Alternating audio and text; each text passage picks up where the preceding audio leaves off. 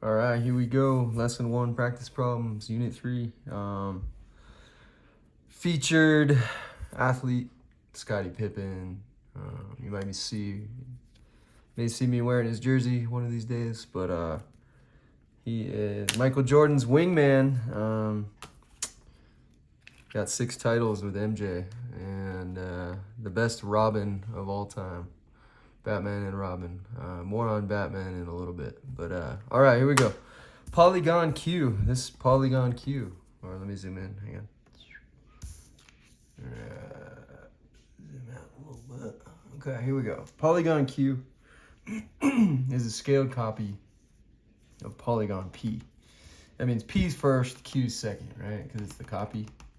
So P is the pre-image, and Q is the image. Cool? All right. So what I immediately see is the shapes are oriented in the right position, and I know 4 and 3 are the corresponding sides. So there's going to be something that we're going to call x. So the product of 4 times x will equal 3. So we're just going to set up a little equation. 4x equals 3. Divide by 4. Divide by 4. These cancel out. So x equals 3/4, right? 4 times 3/4 equals 3. All right, so they say in A that the value of x is 6. What is the value of y? So we now know that x is 3/4. So you can just say 6x equals y, and we know that x equals 3/4. So you can say 6 times 3/4 equals y. 6 times 3 is 18, divided by 4 equals y. Just multiply the tops, measure these are, this is a 1, multiply the tops and the bottoms with fractions. Multiplying fractions, you do the top and the bottom. So 6 times 3 is 18, 4 times 1 is 4. 18 divided by 4, if you were to do that on a calculator, would be 4.5. So y equals 4.5.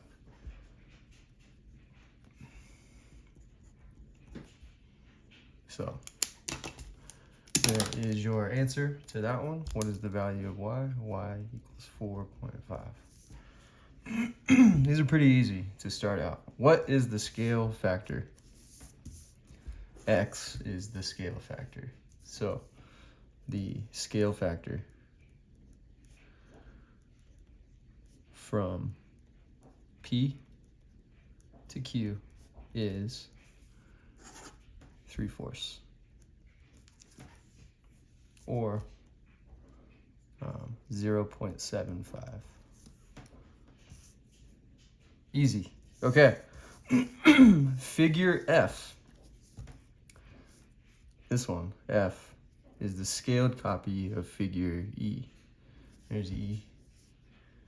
So this is the pre-image, and this is the image.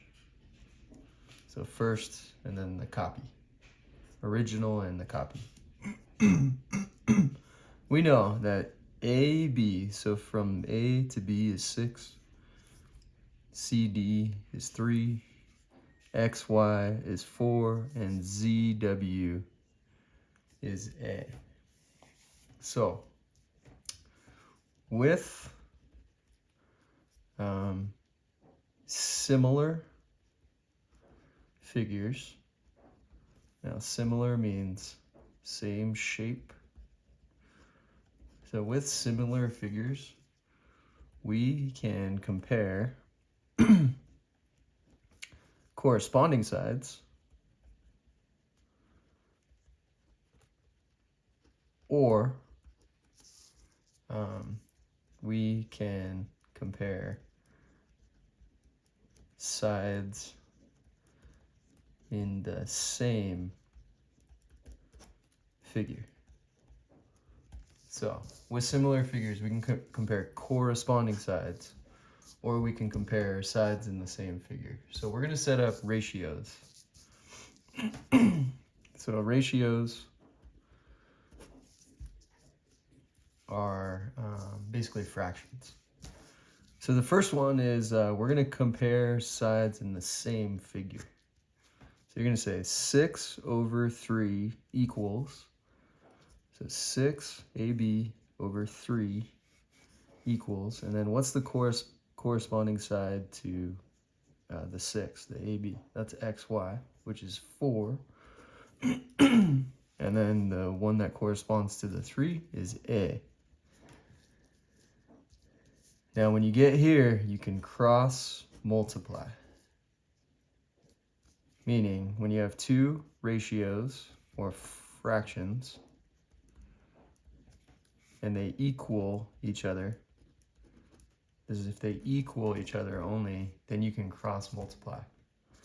So then 6 times A equals 3 times 4. All right, so 6A equals 12.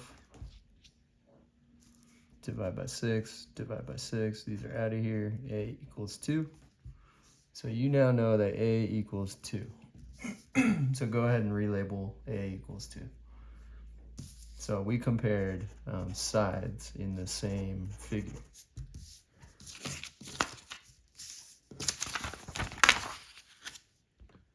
All right, now, because you know that A equals 2, and you know that you can cross multiply, we're going to look at all these. Now, they ask you to do something here. They say, select all true equations. Select all true equations. And we already know that A is 2. So what I'm going to ask you to do here is write a 2 in for all the A's. That'll make it super easy.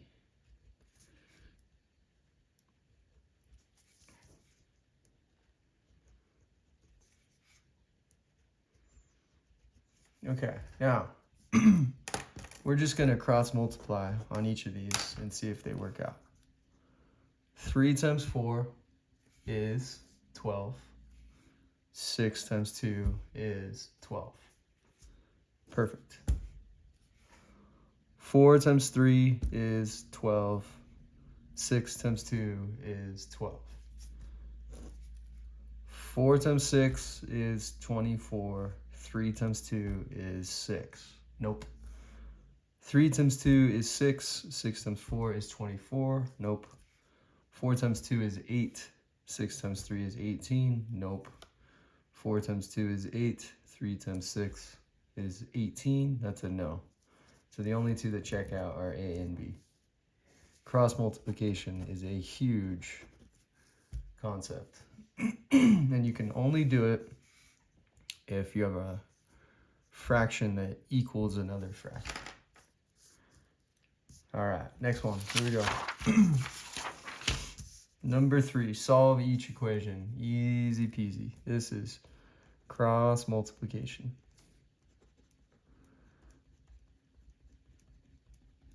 Cross multiplication is A over B equals C over D. Then you do that little X. AD equals BC. That's it in a nutshell. So 2/5 equals X over 15. So we're just gonna do this. 2 times 15 is 30. And 5 times X is 5X. Divide by 5, divide by 5. These are out of here. 30 divided by 5 is 6. So X equals 6. Here we go. 3X equals 4 times 7, which is 28. Divide by 3. Divide by 3 is out of here. X equals 28 thirds. Okay, just cross multiplying. 7 times x will equal 5 times 28. 20 times 5 is 100. 8 times 5 is 40. So we're going to get 7x equals 140. Divide by 7. Divide by 7. This is out of here. X equals 20. Just use a calculator if you can't do them in your head. 11 times x equals 5 times 4. So 11x equals 20. X equals 20 divided by 11. That's it. Okay. Number 4. Select the shape that has 100-degree rotational symmetry. This was a lesson we didn't cover. But 180-degree rotational symmetry is a shape that appears identical to its original when rotated 180 degrees around a central point. Let me show you what that means. I got a few of these ready. So, let's start with the rhombus. Now it says select the shape. So that means there's only one. So here's a rhombus, and here's how I built my rhombus. I used the outer edges of a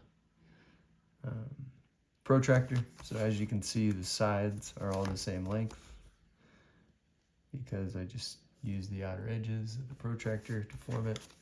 Unless these, unless this company EAI Education is making serious mistakes, these lines are parallel, right? So a rhombus is opposite sides parallel, and all sides have the same length. Now, traced it here. What they're asking, again, is a shape that appears identical to its original when rotated 180 degrees around a central point. Here's our center. That I got from connecting the diagonals. Little trick I learned. But 180-degree rotation. Watch where EF goes. After 180, EF goes there. Okay? It's the same exact shape, so that's what we're looking for. So it's identical. Look at the shape, 180. It's identical to its original after a 180 rotation around a central point. Your answer is rhombus. All right, name a quadrilateral in which the diagonal is also a line of symmetry and explain how you know the diagonal is a line of symmetry. Okay, so quadrilateral. Let's just talk about what a quadrilateral is. It's a four sides polygon, right? Or four-sided polygon. Okay, so you got a square. I'm gonna go with square, rhombus, rectangle. So here we go. Start with the square.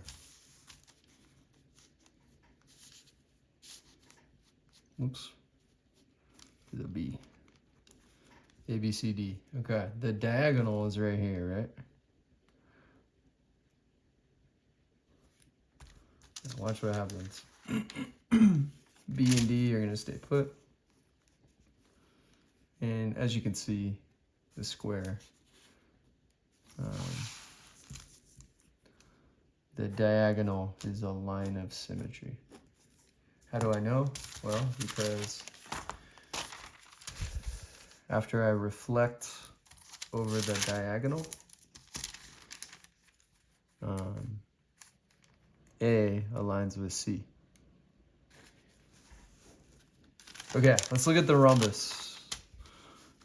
Here is the diagonal right here, from here to here. So what if we reflect over this diagonal. Yep, that works too. So symmetry, symmetrical. This and this, you reflect over the diagonal. You're gonna see that A aligns with C and E with G. So square would work, rhombus would work. Let me show you the rectangle and why it wouldn't work. So, all right, so here we go. Here's your rectangle right here. This is a diagonal. So say if we were to reflect over this diagonal, J would need to line up with L, but watch what happens, it doesn't. So after we reflect, it looks like this, which is off, so rectangle's out, but a square and a rhombus will work. So 4 and 5. Lessons we didn't cover, but I wanted to give you the answers to those anyways. All right. Number 6, here we go. An isosceles triangle, DAC, so the bigger one. Isosceles. AD is congruent to AC, same length. And AB is an angle bisector of this whole DAC, this entire angle. AB is the angle bisector. Means it divides it into two angles that are the same measure. How does Caron know that AB is a perpendicular bisector of CD? Huh. Let's see. So we know that these two are the same angle, right? And we also know that they share this side. So we know that this triangle right here, ABD,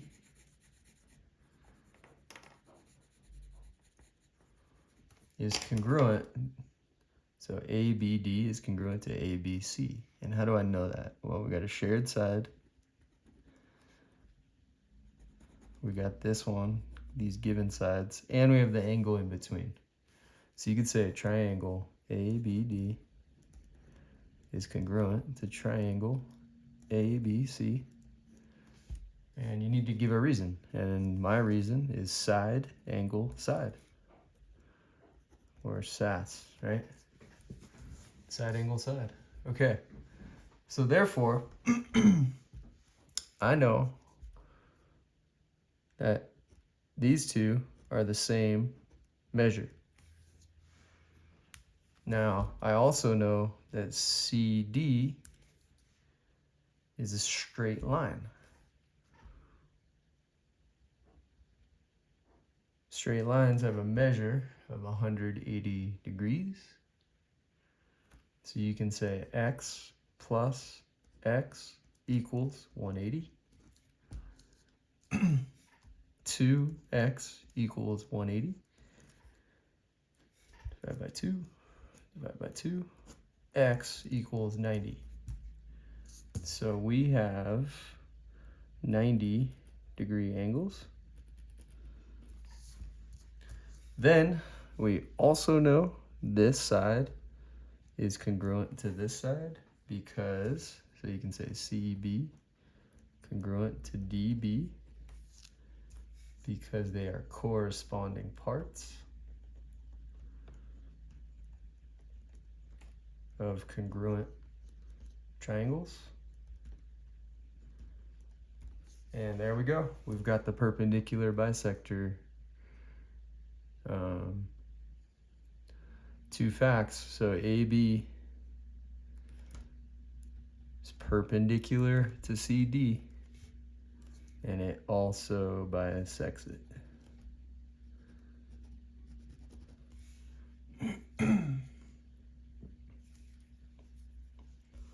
All right, in the figure shown, lines F and G are parallel. So F and G are parallel.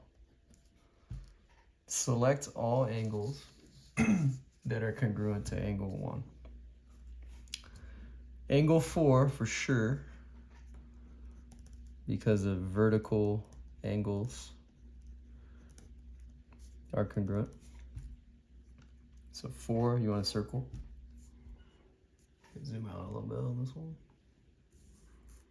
Okay, I also know 5. So why is 5 congruent to 1? Those are known as corresponding angles. Those are congruent. Then I know 8 also. So circle 8, because 5 and 8 are vertical angles, so those are congruent. So if 1 and 5 are congruent and 5 and 8 are congruent, then 8 and 1 are congruent. There's also a special name for 1 and 8. Those are alternate exterior angles. And those are also congruent. So 8's good. Now let's look at the other ones. 2. No. 1 and 2 are linear pairs. This is acute, this is obtuse, 2's out. 3. Nope. 1 and 3 are linear pairs. 1 is obtuse, 3 is acute, for sure, no. Let's just double check. 1 is obtuse, 6 is acute, 6 is out. 7 is acute, 1 is obtuse, 7 is out. So the answers are 4, 5, and 8. Scottie Pippen, you'll see me wearing his jersey one day. The best supporting cast player in the history of the NBA. All right, that was 22 minutes, no big deal. Tough problems though.